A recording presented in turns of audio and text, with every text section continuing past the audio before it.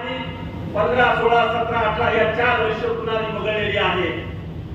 तेव्हा या देशामध्ये युनेस्कोचं कमिशन आलं आणि त्यांनी सांगितलं की या देशामध्ये 7 कोटी 20 लाख मुलं शाळा पाहिजे आहे।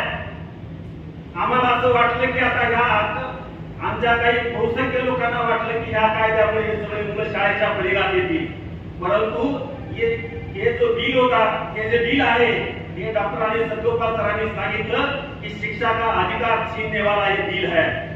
म्हणजे 2015 पर्यंत फक्त भारत सरकारने व आपल्या सरकारने या 7 कोटी 20 लाखापैकी फक्त 1 कोटी मुलं शाळेत आणली। म्हणजे 7 कोटी 20 लाख मुले शाळा बाहेर राहिले। कुठल्याही मीडियाने ही बातमी ब्रेकिंग न्यूज करून छापलेली नाही, लक्षात घ्या।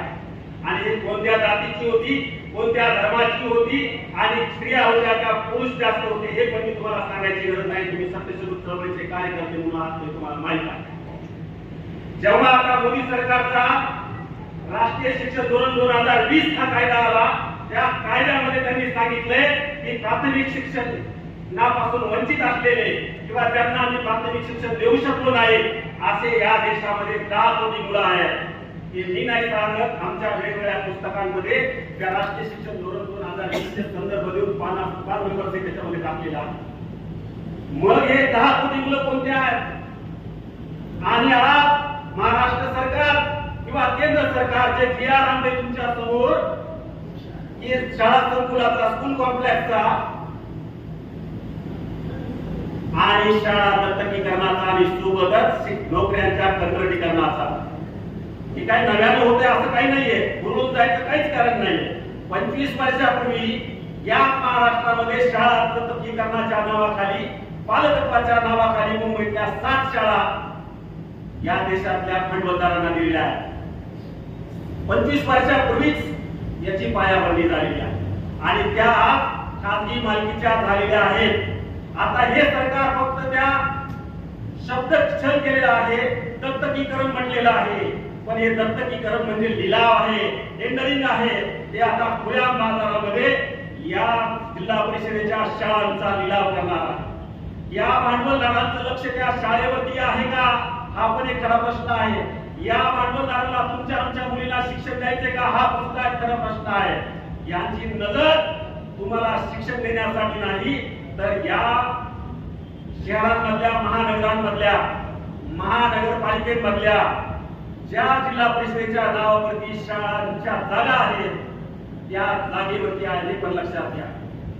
तिथे भविष्यामध्ये शाळा जाऊन मोठमोठे अपार्टमेंट किंवा या भांडवलदारांच्या कंपन्यांचे मॉल किंवा त्यांच्या ऑफिसेस नाही उघडले तर मग बोला। हे काय मी तुम्हाला घाबरण्यासाठी बोलत नाहीये। या देशातला इतिहास आहे, ज्या शहरातल्या जिल्हा परिषदेच्या शाळा आणि महानगरपालिकेच्या शाळा बंद पडल्या आहेत ते तपासून पहा। दुसरी गोष्ट काय, नवीन शैक्षणिक धोरणात सांगितलं 6% खर्च करा। सरकारी विचारवंतांचं सगळा मीडिया बोलून गेला आणि त्यांना वाटलं की आता पहिल्यांदा भारताच्या इतिहासामध्ये शिक्षणावरती 6% खर्च होणार आहे। तुम्ही आयोग नीट वाचा, 6% खर्च म्हणलाय, त्याच्यामध्ये सरकार 3% खर्च करणार आहे आणि CSR मधून म्हणजे त्या भांडवलदारांच्या सामाजिक उत्तरदायित्व निधीमधून 3% खर्च करणार आहे। हे दत्तकीकरण म्हणजे काय, त्याच्यात ते भौतिक आणि पायाभूत सुविधा हे भांडवलदार वर्ग देईल, पगार ते देणार आहे तो, पण हे पगार देत असताना हे सुद्धा लक्षात घ्या, जेव्हा हे शाळा संकुल उभारताय, जेव्हा कमी पटसंख्येच्या नावाखाली 15,000 शाळा बंद करतायत, त्यावेळेस जवळपास 1,85,000 विद्यार्थ्यांचं शिक्षण हे वेशीवर टांगताय। त्यांचं शिक्षणाचं भविष्य अधांतरी असणार आहे। म्हणजे त्या 10 कोटी मध्ये अजूनही काही भर पडणार आहे। तुम्ही 2022 हे वर्ष जर तपासलं तर भारतभरातल्या 20,000 शाळा बंद झालेल्या आहेत आणि त्यांना भारतभरातल्या 28% शाळा म्हणजे जवळपास 1.25 लाख शाळा ह्या बंद करायच्या आहेत आणि हे राष्ट्रीय शिक्षण धोरण 2020 मध्ये त्यांनी सांगितलेलं आहे, फक्त शब्दछेद केला आहे। जेव्हा या देशामध्ये जवळपास या वाड्या वस्त्या आणि तांड्यावरती 1 ते 2 लाख वस्त्यावरती शाळा अजून उघडलेल्याच नसताना हे 1.25 लाख शाळा बंद करतायत। या 1.25 लाख शाळांमधून कोणाच्या मुलामुलींचं शिक्षण बंद होणार आहे लक्षात घ्या। महात्मा फुले काय सांगतात, महात्मा फुल्यांची शैक्षणिक समतेची चळवळ काय सांगते आणि आज सत्यशोधक समाजाचे कार्यकर्ते म्हणून आम्ही काय सांगतो आणि काय पुढे घेऊन जात आहोत हे पण लक्षात घेण्याची गोष्ट आहे. एकीकडे आम्हाला शिक्षणाच्या सार्वत्रिकरणासोबतच शिक्षण आशयाची चळवळ सुद्धा उभी करावी लागेल. कारण तुम्ही जर या प्राथमिक शिक्षणापासून ते उच्च शिक्षणापर्यंतची सगळी पाठ्यपुस्तकं जर तपासली तर त्याच्यामध्ये ब्राह्मणी भांडवली पुरुषसत्ताक आशय किंवा विषमतावादी आशय दिसतो. त्याच्यामध्ये कुठल्याही संविधानिक मूल्य तुम्हाला त्याच्यामधून दिसून येत नाही. त्याचे चित्र तपासा, त्यातल्या कहाण्या तपासा, त्यातले प्रसंग तपासा, तुम्हाला कुठेही आपला सत्यशोधक विचारधारेचा किंवा संविधानिक मूल्याचा आशय त्याच्यामध्ये दिसून येत नाही. उद्या या भांडवलीकरणाने किंवा शाळा दत्तकीकरणाने जेव्हा या शाळा या भांडवलदाराला दिल्या जातील, या काय ग्रामीण भागातल्या किंवा सर्व शाळा काय या भांडवलदार घेणार नाही हे पण लक्षात घ्या. आणि या शाळाला जे नाव देतील त्याला जर उद्या त्यांनी किंगफिशर नाव दिलं, त्या शाळेला जर उद्या किंगफिशर दिलं तर किंगफिशर जिल्हा परिषद शाळा म्हणून काही दिवस नाव असेल, नंतर तुम्ही आम्ही त्याला म्हणणार किंगफिशर विद्यालय.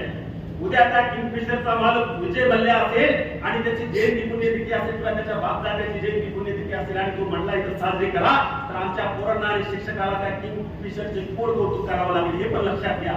आम्हाला विषमतेची प्रतीक आमच्या विद्यार्थ्याला द्यायची का समतेची प्रतीक द्यायची हे पण लक्षात घेतलं पाहिजे, लक्षात घ्या.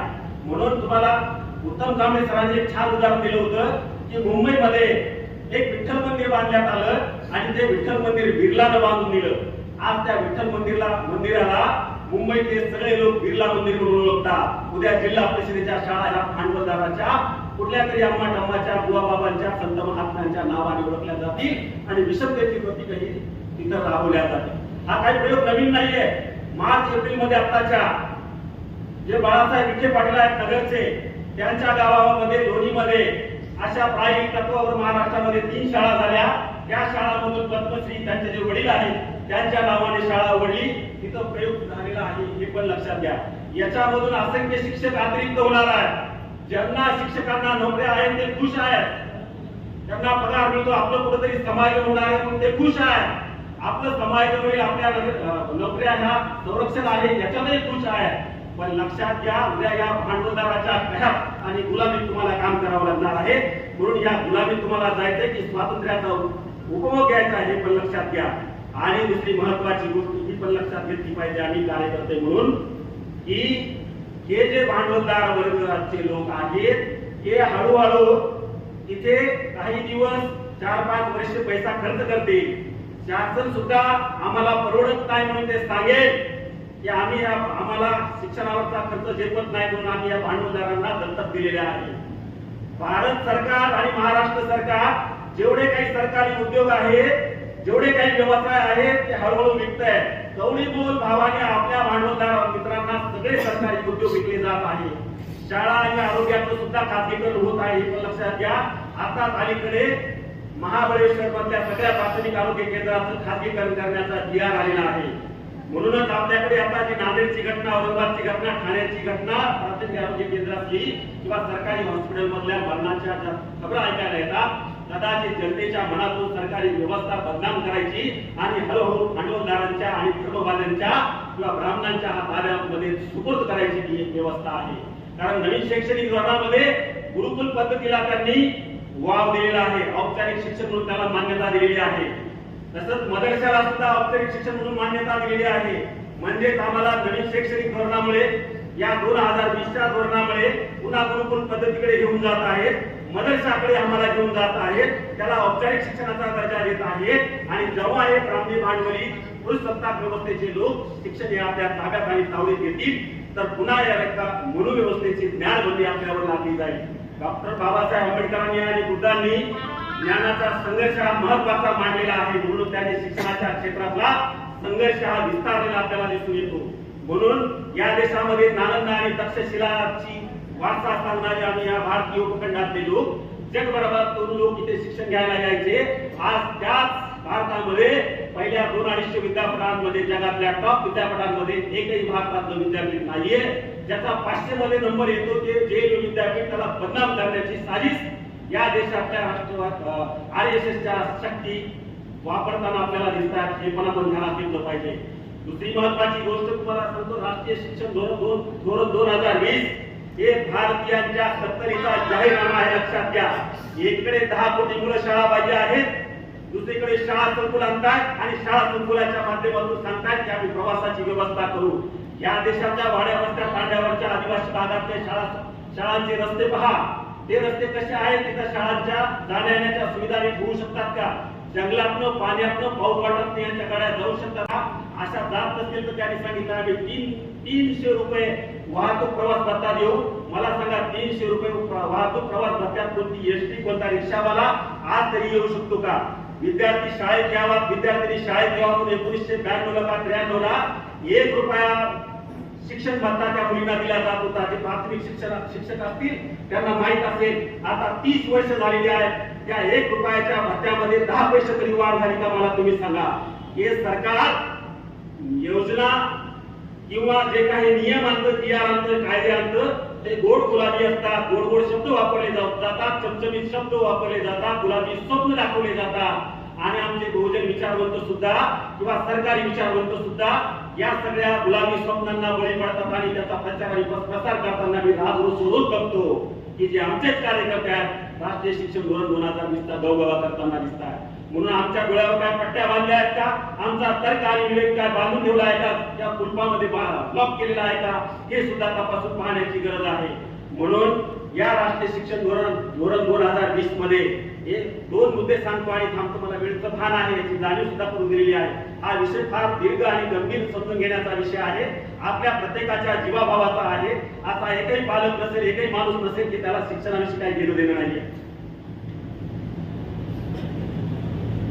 स्किल इंडिया म्हणून 2014 ला मोदी सरकारनं आणलंय किंवा स्किल इंडिया नावाची अनेक त्यांनी योजना सुरू केल्या आणि आता इंडिया काय स्थापन होत आहे आणि त्यांना इंडियाची काय अलर्जी होती हे पण तुम्हाला लक्षात घ्या. मग स्किल इंडिया काय? त्यांनी कौशल्य शिक्षण आणलं राष्ट्रीय शिक्षण धोरण 2020 मध्ये. महात्मा फुल्यांनी शिक्षणाचा आशय कसा असावा याची सुतोवाच केलेला आहे किंवा तशी तरतूद त्यांनी करून ठेवलेली आहे. आज आमचं सरकार आम्हाला कोणत्या प्रकारचा शिक्षण आशय देते हे पण लक्षात घ्या. उच्च शिक्षणामध्ये मूल्य शिक्षणापासून सुरुवात झालेला आता 2020च्या आयोगापर्यंत शिक्षणाचा अभ्यासक्रम कसा असावा याची काही सुतोवाच केलेला आपल्याला दिसून येतात.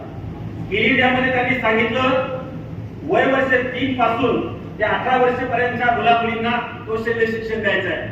पहिल्या टप्प्यामध्ये ते शिक्षण देणार आहे. शाळेच्या परिघामध्ये जे जाती उत्पादन व्यवसाय आहेत त्याचं शिक्षण त्या शाळेच्या परिघात त्या संबंधित माणसाला आणून ते विद्यार्थ्याला देणं बंधनकारक असणार आहे. म्हणजे शिक्षण कोणतं असेल? जर कुंभार काम असेल त्या परिघामध्ये जर कुंभार असेल तर कुंभाराने येऊन तिथे गाडी मडकी कशी बनवायची ते त्या विद्यार्थ्याला शिकवायचं आहे. सांबार समाजाचा जो कुठं चपला बनवणारा जर एखादा व्यक्ती असेल त्याला तिथे यायचं आणि चपला शिकवायचं आहे. असे जे जातीगत उत्पादन व्यवसाय आहेत हे शाळेमधून या कौशल्य शिक्षणाच्या नावाखाली शिक्षणासाठी बंधनकारक असणार आहे. मला सांगा याचा परिणाम काय होणार आहे की परत या देशामध्ये जाती व्यवस्था घट्ट होणार आहे. सामंती व्यवस्थेमध्ये तेच होतं आणि वसाहती काळामध्ये आणि स्वातंत्र्योत्तर काळामध्ये जाती आणि या देशाच्या भांडवलदाराची युती आपल्याला दिसून येते. म्हणजे धर्मसत्ता, राजसत्ता आणि अर्थसत्ता गळ्याकडे घालून जाताना आपल्याला दिसत आहे. पुढच्या वर्गात पुढचा जो वर्ग आहे उच्च प्राथमिकचा तिथे त्यांनी सांगितलं की तुमच्या शाळेच्या परिघात म्हणजे त्या गावामध्ये जर समजा प्लंबर असतील, इलेक्ट्रिशियन असेल तर त्यांना शाळेमध्ये आणायचे आणि ते शिक्षण द्यायचे.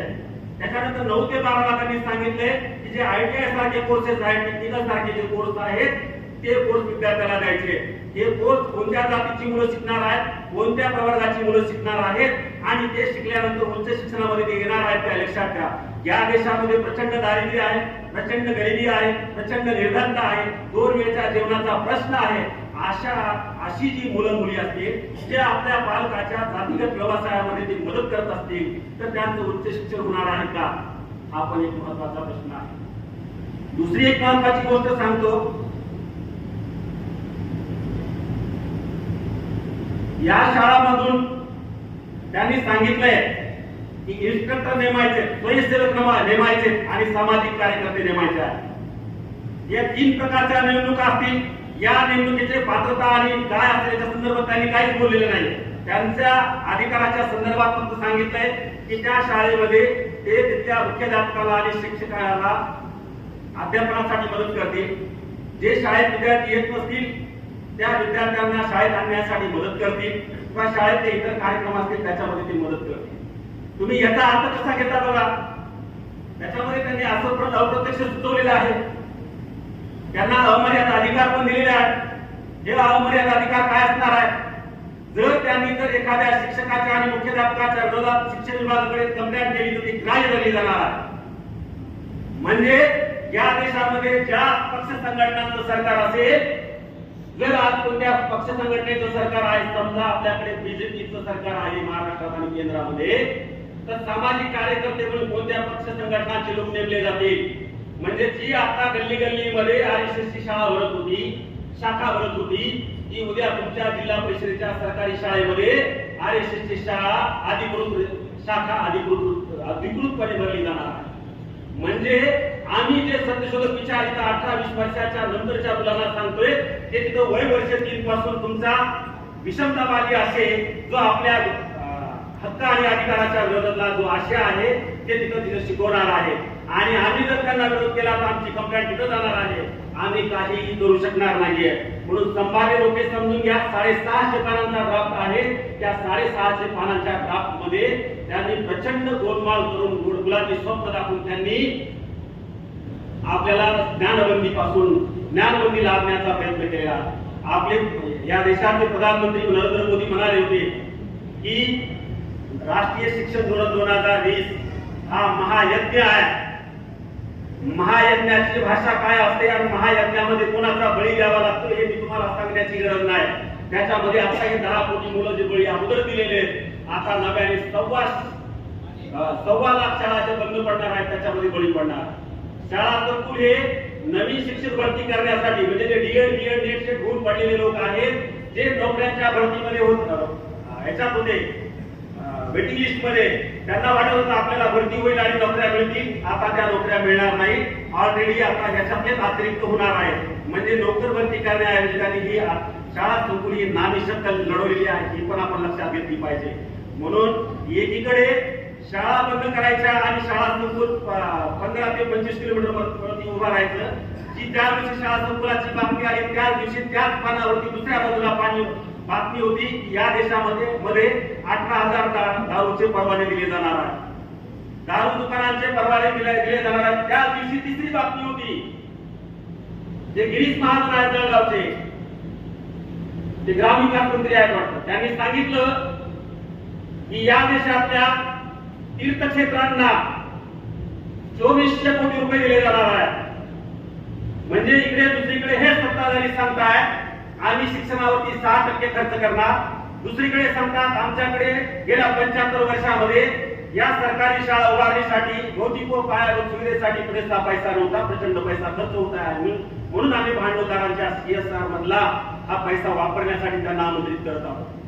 म्हणजे त्यांना 2400 कोटी रुपये खर्च करण्यासाठी त्या शाळा मंदिरावरती तीर्थक्षेत्रावरती पैसे आहेत, दारू दुकानं उघडण्यासाठी ती व्यवस्था करताय, कुंभमेळ्याला हजारो कोटी रुपये दिले जात आहेत, इकडे सर्वात उंच पुतळा उभारण्यासाठी 3000 कोटी रुपये दिले जातात, मोदी महल उभारण्यासाठी करोडो रुपये खर्च केले जातात, मोठ्या प्रमाणात ते क्रीडा संकुल करण्यासाठी करोडो रुपयांचा पुरवठा केला जातो।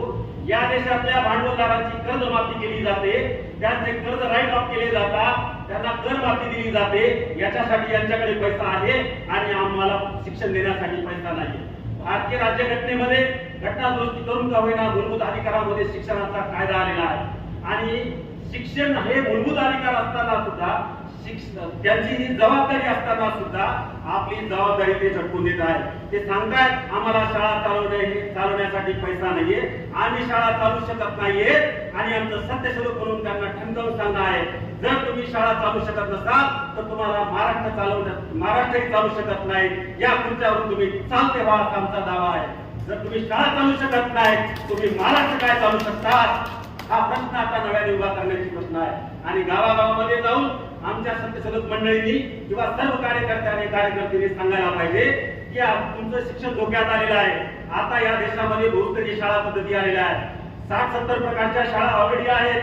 आता या देशाला समाज शिक्षण पद्धतीची आवश्यकता होती, फुले आंबेडकरांच्या स्वप्नातल्या शिक्षण पद्धतीची आवश्यकता होती, परंतु ती शिक्षण व्यवस्था अस्तित्वात न आणता आमच्या देशातले अनेक लोक इतके भावनिक आहेत, त्यांच्या भावना एवढ्या नाजूक आहेत भावांनो आणि बहिणींनो, की एखाद्या काही कशाची विटंबना झाली किंवा एखाद्या पुतळ्याची विटंबना झाली किंवा एखाद्या महापुरुषाबद्दल अपशब्द बोललं किंवा एखाद्या जातीबद्दल अपशब्द बोलवलं तर त्यांच्या तळपायाची आग मस्तकाला जाते आणि ते पेटून उठतात आणि अख्खा महाराष्ट्र बंद करायला निघतात किंवा देश बंद करायला निघतात.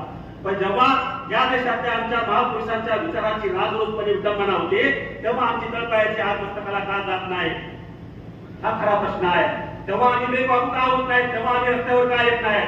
म्हणून मी तुम्हाला सांगतो की आता आमची सत्यशोधकांची लढाई प्रबोधनासोबतच शिक्षणाच्या सार्वत्रिकरणासोबतच संतेवादी शिक्षणाच्या आशयासोबतच रस्त्यावरची लढाई लढावी लागेल. कारण या देशातल्या स्वायत्त आणि तटस्थ संस्था ज्या आमच्या होत्या किंवा लोकशाहीचे 40 स्तंभ जे होते ते आता डगमगलेले आहेत, त्याला वाळवी लागलेली आहे. ते आमच्या बाजूने काय करतील असं वाटत नाही. आता आपल्याला जनतेच्या दरबारामध्ये जावं लागेल, जनतेला प्रबोधित करावं लागेल. कारण प्रबोधन ही क्रांतीची पूर्वअट आहे, आमच्या महापुरुषांनी सांगितलेलं आहे.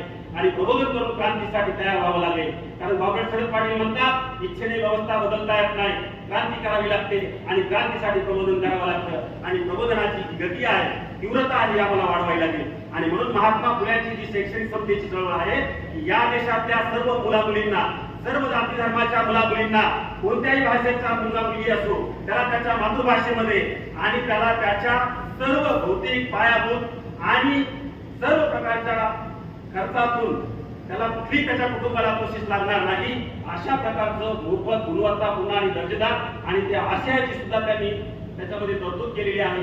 अशा प्रकारचं शिक्षणाची गरज आहे. कारण या देशाच्या राष्ट्रपतीची मुलगा किंवा मुलगी असो किंवा वर्ध्यातल्या एखाद्या रिक्षावाल्याचा किंवा शेतकऱ्याचा मुलगा मुलगी असो, दोघांच्या शिक्षणाचा स्तर हा सारखा असावा. जगातल्या अनेक राष्ट्रांचं तुम्ही बघा, फिनलँड, व्हेनेझुएला, क्युबा सारखे हे जे राष्ट्र आहेत, या राष्ट्रातल्या शिक्षण पद्धती हे तीर्थक्षेत्र बनलेले आहेत. आम्ही त्यांच्याकडून काही शिकणार आहोत की नाही? जे भांडवलदारी राष्ट्र आहेत त्या भांडवलदारी राष्ट्राकडून सुद्धा आम्ही काही शिकणार आहोत की नाही? त्यांच्याकडे सुद्धा सार्वजनिक पैशातून किंवा शिक्षणाच्या सार्वत्रिकरणातून शिक्षण व्यवस्था चालते आणि आमच्याकडेच अशी काय शिक्षण व्यवस्थेकडे दुर्लक्ष केलं जातं. जे आम्हाला किमान कळत होतं हेच कळू द्यायचं नाहीये, या सरकारची हेतू दिसतो, षडयंत्र दिसतंय.